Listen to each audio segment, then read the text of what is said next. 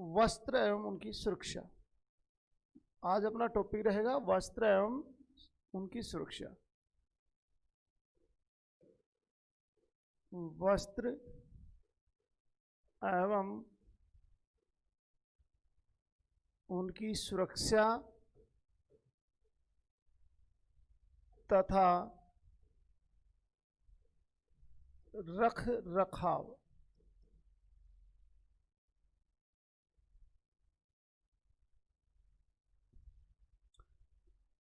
प्यारे विद्यार्थियों, वस्त्रों की सुरक्षा के संबंध में 3 पॉइंट्स अपने पास हैं।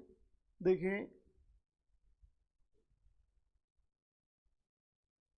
वस्त्रों के लिए एक तो है वस्त्रों की धुलाई।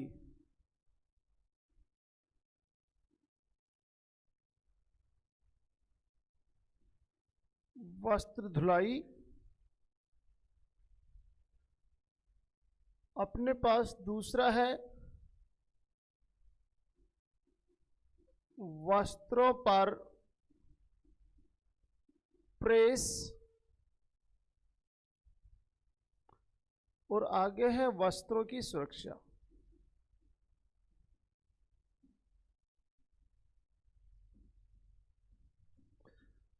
तो अपन डिस्कस करने वाले हैं वस्त्रों की धुलाई के संबंध में, वस्त्रों पर प्रेस के संबंध में, व वस्त्रों की सुरक्षा कैसे की जाए इस संबंध में अपन बातें करने वाले हैं।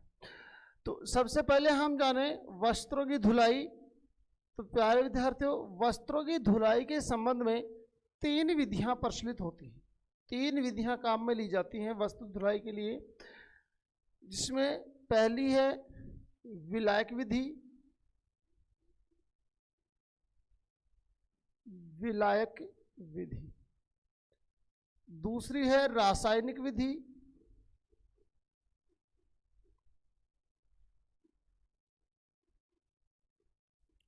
और तीसरी विधि है शोषक विधि।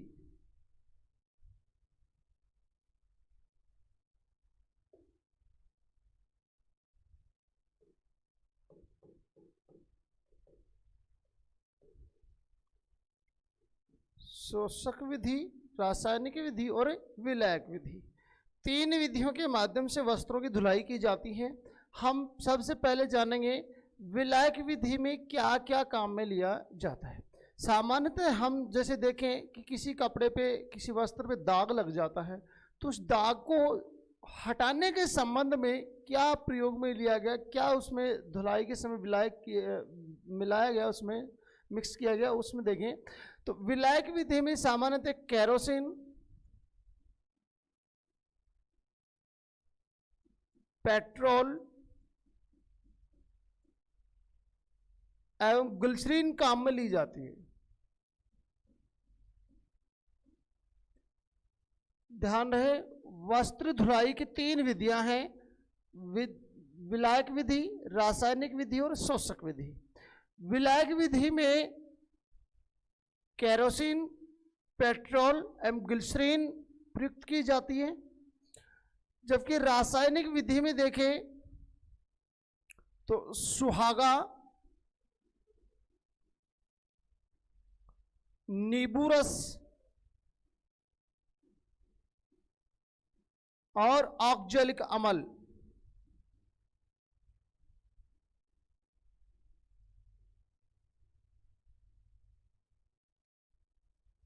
ये 3 चीजें रासायनिक विधि में काम में ली जाती हैं। जबकि शोषक विधि जो है, इसमें देखें तो शोषक विधि में सामान्यतः साधारण पाउडर एवं साबुन यूज में लिया जाता है। तो ये थी अपने वस्त्र धुलाई की विधियां और उनमें प्रयुक्त किए जाने वाली सामग्री। फिर से देखें, वस्त्र धुलाई की 3 विधियां काम में ली जाती हैं, विलायक विधि, रासायनिक विधि और शोषक विधि। विलायक विधि में वस्त्र की धुलाई के लिए केरोसिन, पेट्रोल और ग्लिसरीन प्रयुक्त की जाती है। जबकि रासायनिक विधि के माध्यम से जब वस्त्रों की धुलाई होती है तो उसमें सुहागा, नींबू रस और ऑक्जेलिक अम्ल को प्रयुक्त किया जाता है। जबकि शोषक विधि में साधारण पाउडर और साधारण जो साबुन होते हैं इनको काम में लिया जाता है। तो ये बात हो गई वस्त्र धुलाई की। अब दूसरा पॉइंट जो अपने पास है वस्त्रों पर प्रेस, इस पे अपन बात करते हैं।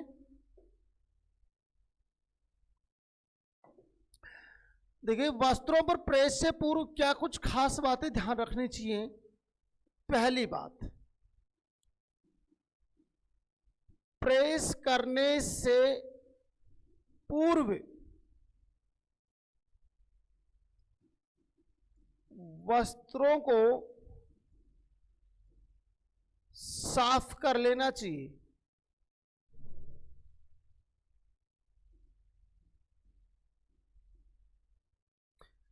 क्योंकि गंदे वस्त्र पर प्रेस नहीं की जाती और ना ही करनी चाहिए।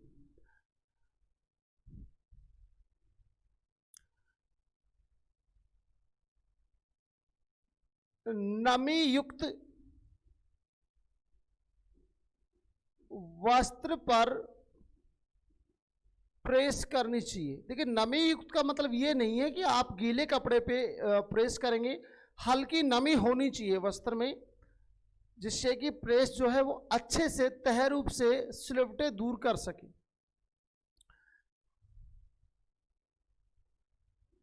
और देखें, प्रेस को या तो ऑटोमेटिक मोड पे रखें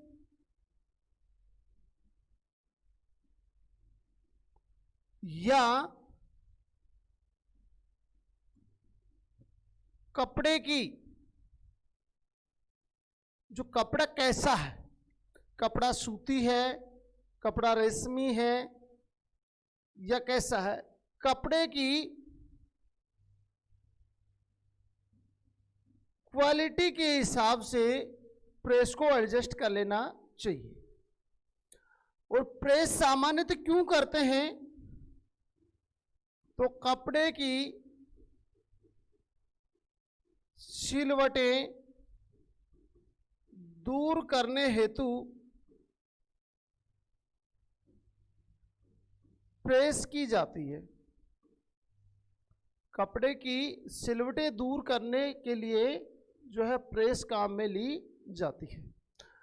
तो ये मुख्य बातें थी प्रेस के संबंध में। प्रेस करने से पूर्व वस्त्रों को साफ सुथरा कर लेना चाहिए, धो लेना चाहिए उनको। गंदे कपड़े पर जो है प्रेस नहीं करनी चाहिए।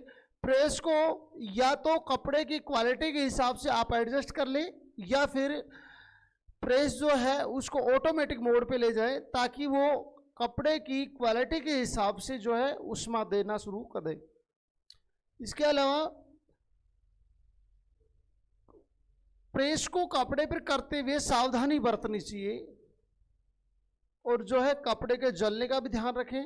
अपने आप को भी जो है इलेक्ट्रिसिटी से सुरक्षित रखें। तो इस प्रकार से जो है ये प्रेस करने के संबंध में हमने बातें देखी। आगे देखें अपन वस्त्रों की सुरक्षा।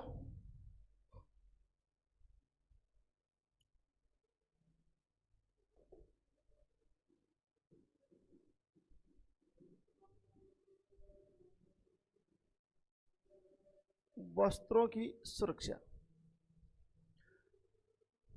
देखिए, वस्त्रों को धोते समय उचित सावधानियां बरतनी चाहिए। जैसे आप किस प्रकार का जो है आप साबुन यूज कर रहे हैं, पाउडर यूज कर रहे हैं, वो कहीं उससे धुलाई करने पर कपड़े के कलर को, रंग को या उसके रेशे को कहीं कोई तकलीफ तो ना देगा। इस तरीके से जो है कपड़े को धोते समय पूर्ण सावधानी बरतनी चाहिए। कपड़े को अच्छे से धोना चाहिए और जो है उसके बाद कपड़े को कभी भी धूप में ना सुखाएं तथा कपड़े को धोने के बाद तार या नुकीली झाड़ियों पर डालने से बचें, क्योंकि नुकीले तार या झाड़ियों पर कपड़े को सुखा देने के बाद जब उसको वापस अपन हटाते हैं तो उसके रेशे जो हैं उन नुकीले तारों एवं कांटों में उलझ जाते हैं, जिससे कपड़े के रेसे खिंच जाने का जो है डर होता है और इस कंडीशन में कपड़ा खराब हो सकता है। तो कपड़े को धोने के बाद छांव में सुखाएं और नुकीले तार व झाड़ियों पर डालने से बचें। गंदे कपड़े को अधिक लंबे समय तक नहीं पहनना चाहिए एवं कपड़े को धोने के बाद आवश्यकता अनुसार समय समय पर प्रेस करते रहना चाहिए। इसके अलावा यदि आवश्यक हो तो कपड़े में समय समय पर कलफ भी लगानी चाहिए, कलफ भी देनी चाहिए। तो अपन अब आगे बात करेंगे कलफ के संबंध में, कलफ एवं उन्हें बनाने की विधियों के संबंध में बात करेंगे।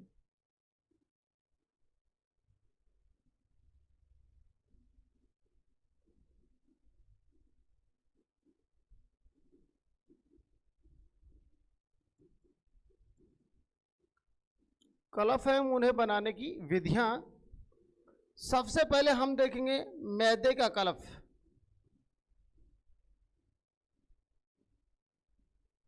मैदा जो होती है, मैदा से भी कलफ बनाई जा सकती है। तो मैदे का कलफ बनाने के लिए जो प्रयुक्त की जाने वाली सामग्री है वो सामग्री क्या है, फिर उसको बनाने की विधि क्या है। तो मैदे का कलफ बनाने के लिए हमें चाहिए होता है 2 कटोरी पानी और 2 चम्मच मैदा। ये तो हमें मैदा कलफ बनाने के लिए सामग्री चाहिए। मैदा कलफ बनाने के लिए 2 कटोरी पानी चाहिए और 2 चम्मच मैदा चाहिए होता है। इसके बाद विधि क्या होगी, आप किस प्रकार से जो है इस सामग्री को प्रयुक्त करते हुए मैदे का कलफ बनाएंगे। देखिए, पानी जो है आपके पास 2 कटोरी है, पानी को और मैदे को मिक्स कर दीजिए और घोल बना लीजिएगा पानी का और मैदा का। इसके बाद आपको पारदर्शी होने तक उबालते रहना है। जब तक वो घोल पारदर्शी ना हो जाए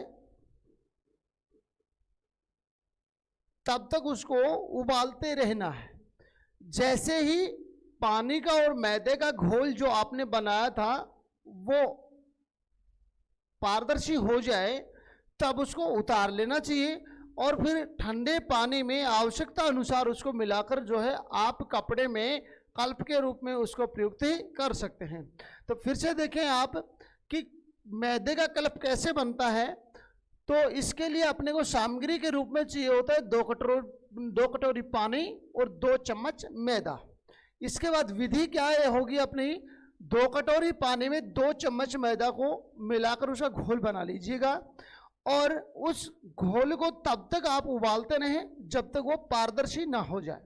जैसे ही वो घोल पारदर्शी हो जाता है तो आपका जो मैदे का कलफ है वो बनकर तैयार है और उसे आप नीचे उतार लें और आवश्यकता अनुसार पानी में उस घोल को डालकर जो है आप प्रयोग में ले सकते हैं। अब विशेष बात क्या है वो नोट डालकर लिखेंगे आप। देखिए, मैदे का कलफ जो है वो सामान्यतः सूती वस्त्रों के लिए ही प्रयुक्त किया जाता है। सूती वस्त्रों के लिए श्रेष्ठ होता है मैदे का कल्फ। रेशमी वस्त्रों में नहीं लगाया जाता मैदे का कल्फ, सूती वस्त्रों में लगाया जाता है। नेक्स्ट आगे देखें, चावल का कल्फ दूसरा है चावल का कल्फ। देखिए, चावल कल्फ के लिए सामग्री क्या चाहिए, सामग्री चाहिए 2 लीटर पानी, 2 लीटर पानी और 1 कटोरी चावल। फिर से देखिए प्यारे विद्यार्थियों, चावल का कल्फ बनाने के लिए आपने को जो सामग्री चाहिए वो 2 लीटर पानी और 1 कटोरी चावल है। विधि क्या होगी इसकी, देखें 2 लीटर पानी जो अपने पास उपलब्ध है इसमें 1 कटोरी चावल को डाल दीजिएगा और उसको आप गैस पर या चूल्हे पर उबालना शुरू कर दें। तब तक उबालते रहें तब तक चावल खाने के उपयुक्त ना हो जाए, यानी कि चावल पक ना जाए तब तक उबालते रहें। जब चावल पक जाए उसके बाद आपको छलनी से छानते हुए चावल को अलग कर लेना है और वो जो उसका पानी बचा हुआ है उसको किसी अन्य बीकर में स्टोर कर लेना है। और वो जो आपने बीकर में स्टोर किया है बचा हुआ पानी, चावल निकालने के बाद बचा हुआ पानी, वो आपकी कलफ बनकर तैयार है। उसको आप आवश्यकता अनुसार पानी और मिलाकर आप उसको सूती वस्त्रों के ऊपर प्रयोग में ला सकते हैं। तो ये थी चावल का कलफ बनाने की विधि। फिर से देख लें आप, चावल कलफ बनाने के लिए सामग्री के रूप में अपने को 2 लीटर पानी चाहिए और 1 कटोरी चावल चाहिए। विधि होगी कि दोनों को मिला लें और मिलाने के बाद जब तक चावल बन ना जाए तब तक आप उसे उबालते रहें, गैस या चूल्हे पर जहां भी आप चाहें। जब चावल बन जाए तो उसे छलनी से छानकर अलग कर लें और बचे हुए पानी को आवश्यकता अनुसार आप जो है कलफ के रूप में प्रयोग ले सकते हैं। और इसमें भी ध्यान रहे, चावल का जो कलफ है ये सूती वस्त्रों के लिए ही उपयुक्त है। आगे तीसरा देखेंगे अपन, गोंद कलफ।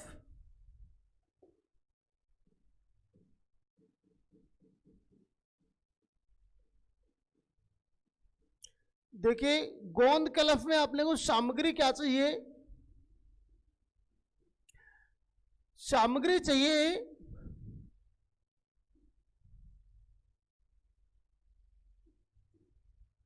1 कटोरी पानी और इसमें आपको चाहिए 30 ग्राम गोंद।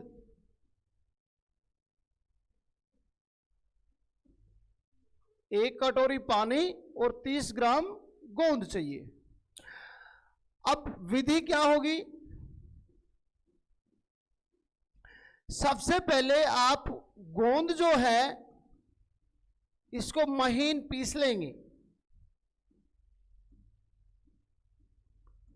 सबसे पहले गोंद को महीन पीसना है। पीसने के बाद उसका पानी के साथ घोल बनाएंगे। पानी प्लस पिसा हुआ गोंद,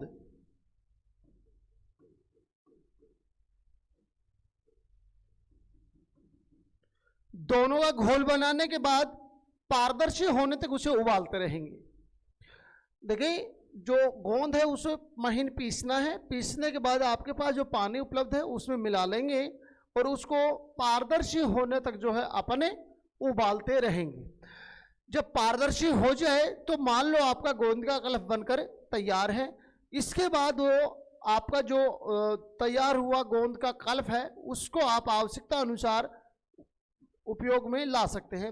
लेकिन ध्यान ये रहे कि गोंद का कलफ जो है वो अक्सर रेशमी वस्त्रों के लिए प्रयोग में लिया जाता है। रेशमी वस्त्रों पर जब कलफ दे दी जाती है गोंद वाली तो नमी युक्त वस्त्र पर ही प्रेस कर दी जाती है ताकि चिपचिप होने से बचा जा सके। तो ये था अपना वस्त्रों का रखरखाव और उनकी विभिन्न धुलाई व रखरखाव की विधियां और उनमें प्रयुक्त की जाने वाली जो विधियां हैं व अन्य जो कल्फ हैं वो अपन ने देखी। तो इस क्लास में इतना ही, मिलते हैं नेक्स्ट क्लास में। धन्यवाद।